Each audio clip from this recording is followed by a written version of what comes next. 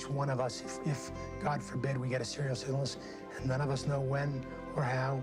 I didn't ever imagine it would be me, non-smoker, relatively good eater, worked out every day, that if it happens, God forbid, each of us is entitled and deserves the best possible care, not just of our body, but of our spirit and our soul.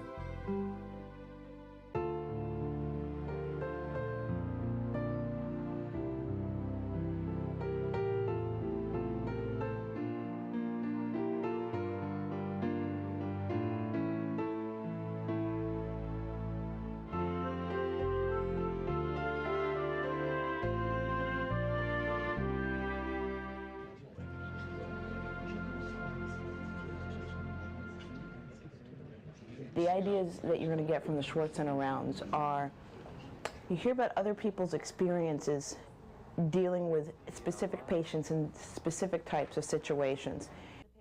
I have a 38-year-old woman with metastatic colon cancer who I've been treating for 1.5 years, and she really believes, though her disease is probably progressing, that God is just going to cure her.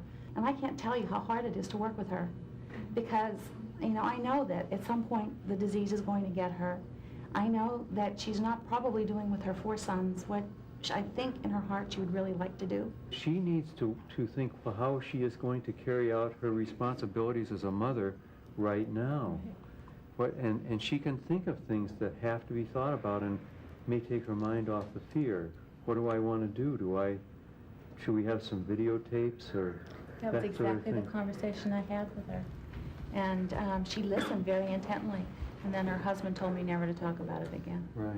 But I think the issue is, well, how do you talk about it then? It's rocky ground, and if you're going to guide someone through an illness, you really, I just don't know how to do it, basically. The story is quite simple. It was December 30th, and I received a page that there was a woman who was about 35 or 36 weeks pregnant, who'd had some bleeding at home, and that there was a concern that this woman had a serous abruption. They brought the mom to the operating room, did a stat C-section, got the baby out as fast as possible, and out emerged a limp blue baby with APGARs of 0 who did not respond to pain, made no respiratory efforts,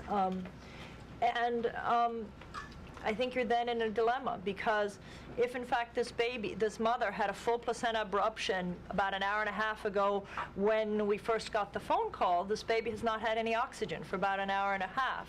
We really thought there was no hope here. The baby, this was going to be, we're going to call the code at 15, and we did our best. And at 14 minutes, I felt for the heart rate, and there it was. And all of a sudden, it's a whole different story, and you get really frightened. Well, you're excited because the heart rate's there and you've got a baby, but then you're worried about, how much damage has been done and what's happened and what's going on and what did we do, Was this the right choice to have done what we did? The role that we played in that is something that I think none of us feel comfortable. That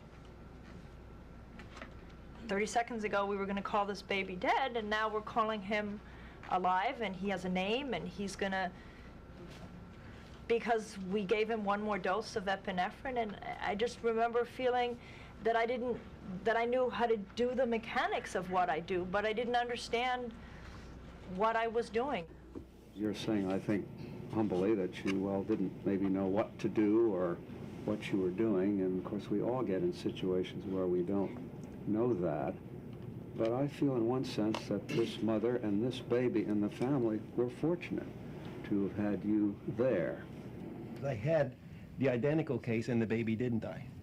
And it was about 10 years ago, and I just happened to be visiting someone in the hospital and got dragged into a case of a patient bleeding saying, please do something. The last time this happened to me, the baby died. It's been 10 years. The baby does really nothing but drool. He's totally incapacitated. But the family thinks that the doctors in the hospitals were wonderful because we listened to them, did what they wanted us to do, and they do have a baby. And I guess I had to feel good that I fulfilled their wishes, but I don't feel good that I gave her such a devastating situation.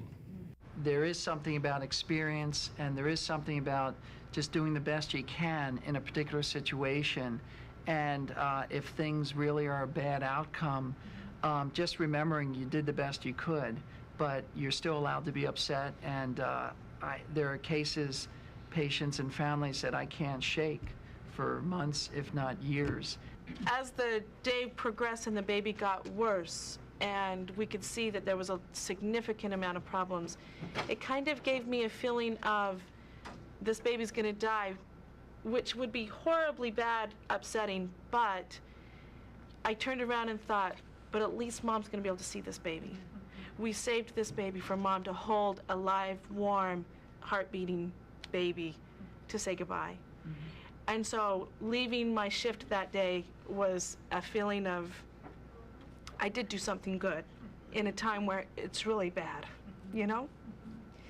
So I knew what was gonna happen, and I knew what was down the future, but I also knew that it was a better thing than having to say to a mom, being a nurse, your baby is dead, would you like to hold it? And then trying so hard to make this cold, blue, stiff baby look presentable and hold and feel good. There's a Belgian French-speaking singer that most people know called Jacques Brel, and his line on this, and I'll say it in French and translated, is "On n'oublie rien, non rien de rien, on s'habitue, c'est tout," meaning you forget nothing, know nothing at all, you just get used to it, that's it. Which is, I think, what happens. These cases are no longer in the forefront of your mind, but they're there.